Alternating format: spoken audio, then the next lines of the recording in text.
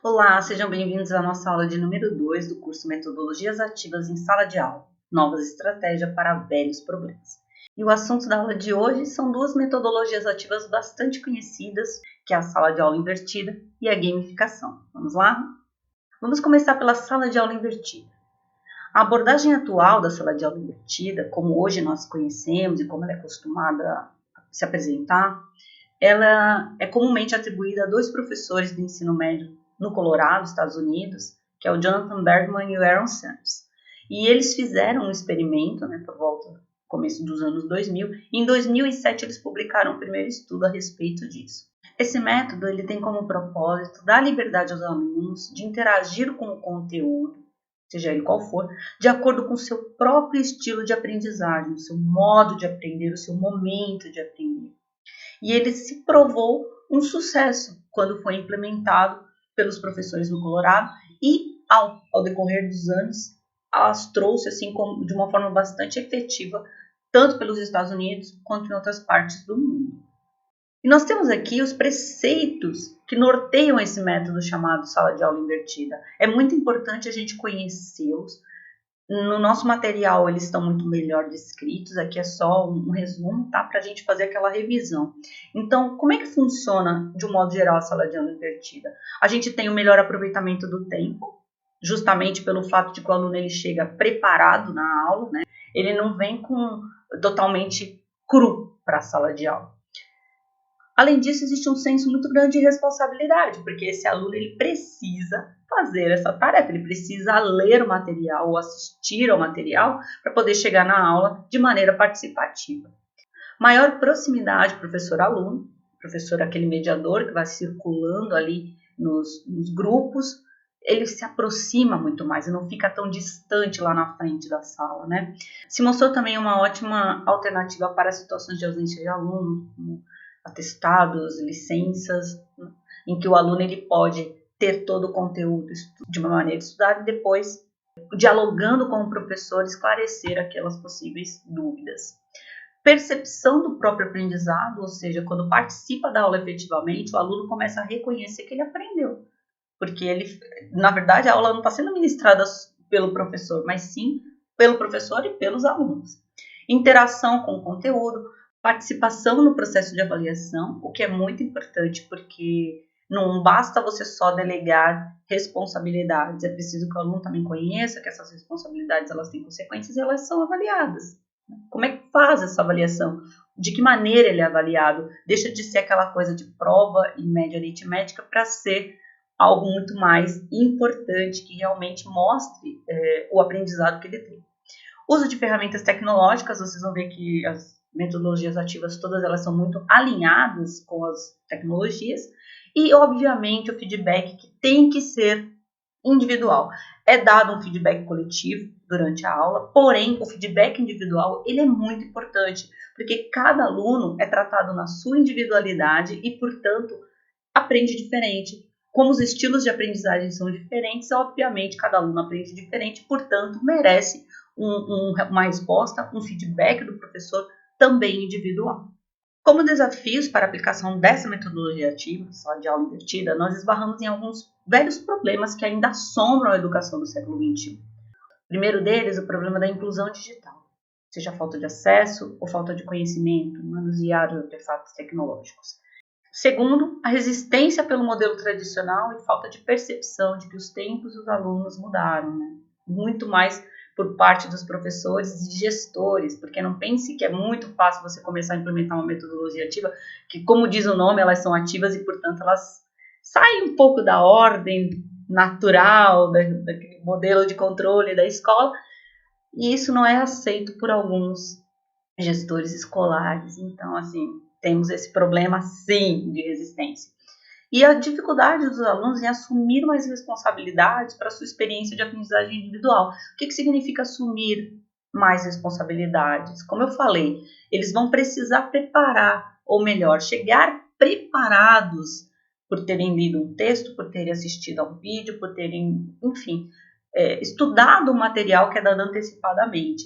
E muitos alunos não têm essa responsabilidade, eles estão acostumados a chegar na escola assim, sem nada, e ali o professor vai despejando e alguns anotam, outros copiam, mas eles não têm essa responsabilidade de construir o conhecimento. Então isso demora, viu, gente?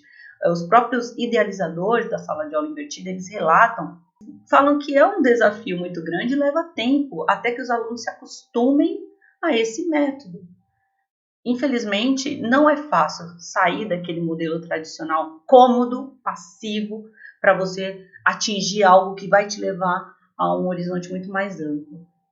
Nosso papel também é esse, ir mostrando aos poucos como se transforma, né? Como é que se transforma alguma matéria em conhecimento efetivo. E a segunda metodologia ativa que nós trazemos nessa segunda semana é a gamificação. O que é a gamificação? É um conceito criado pelo britânico Nick Pilling, que consiste na utilização de elementos dos jogos, muitos deles tradicionais, jogos tradicionais conhecidos, né, fora do seu contexto. Então, é trazer os elementos dos jogos para fora do seu contexto, com a finalidade de mobilizar os sujeitos à ação, auxiliar na solução de problemas e promover aprendizagens.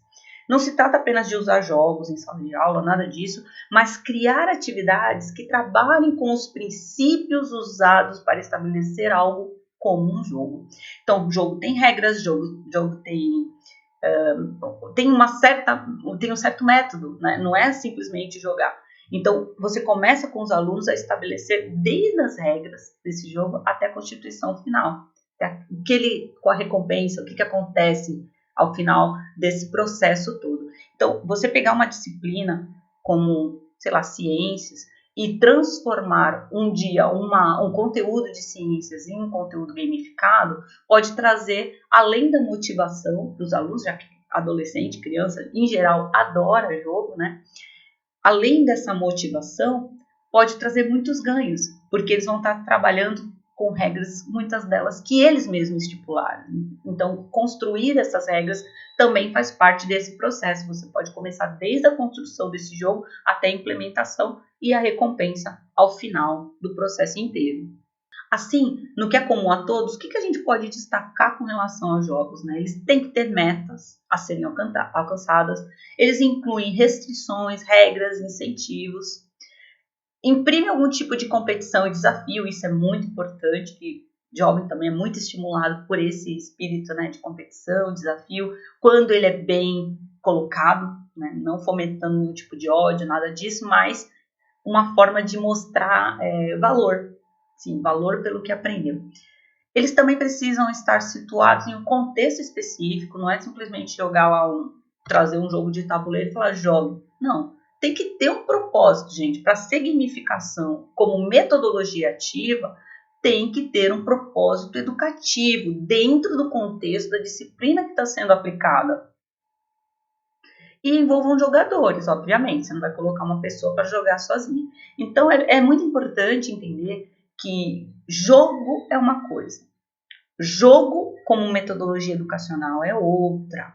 Então, exige planejamento, exige comprometimento tanto do aluno quanto do professor, que está ali mediando todo o processo, será o grande juiz, digamos assim, nessa partida de jogo, nessa rodada de jogo, e é preciso ter essas características, né? Porque senão você simplesmente tem o jogo como lúdico e tapa buraco dentro de uma sala de aula, que não é o propósito, a menos que a aula seja uma aula que envolva jogo, como uma aula de educação física, que aí o jogo faz parte.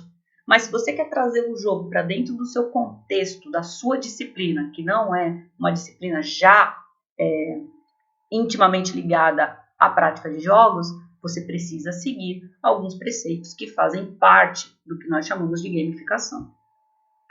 E esses preceitos, eles envolvem, olha, o que seriam o que envolve e o que traz de benefício a gamificação? Diversão, escolha, engajamento, haja vista que é algo que envolve pessoas, né? Já falamos que não se joga sozinho.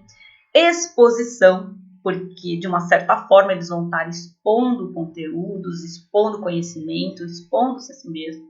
Reflexão, principalmente depois das lições aprendidas, né? Seja na vitória, seja na derrota, enfim, o que a gente aprendeu a respeito daquilo. E informação, tá? Então, tudo isso articulado junto constitui um contexto muito interessante que pode se adaptar muito bem a várias disciplinas. É importante também destacar que, assim como a sala de aula invertida não é para ser feita todos os dias, a gamificação também não é para ser feita todos os dias. Como eu falei, metodologias ativas, elas fazem parte da estratégia metodológica do professor, mas não dá para você deixar a cargo 100% a sua aula de metodologias ativas. Escolher um conteúdo e trabalhar aquele conteúdo de maneira invertida ou com gamificação é uma coisa, você vai ver que o resultado vai ser diferente. Porém, se você usar sempre essa estratégia massivamente, os seus alunos mesmos não vão se sentir mais motivados. Então, é preciso prestar muita atenção aos sinais que os alunos dão. A gamificação ela pode ser útil para aprendizagem e instrução porque promove o envolvimento nos alunos. Devido à sua natureza lúdica e divertida, a gamificação pode ser uma boa solução para ajudar a resolver esses problemas de desinteresse, falta de participação do aluno na sala de aula, além de contribuir para o aprendizado de conceitos nas mais diversas áreas do conhecimento. Importante, nem todo mundo gosta de jogo. Então, sempre tenha em princípio conhecer quem é o seu público, quem é o seu aluno, para aí sim escolher a melhor metodologia ativa que você possa atingi-lo, digamos assim.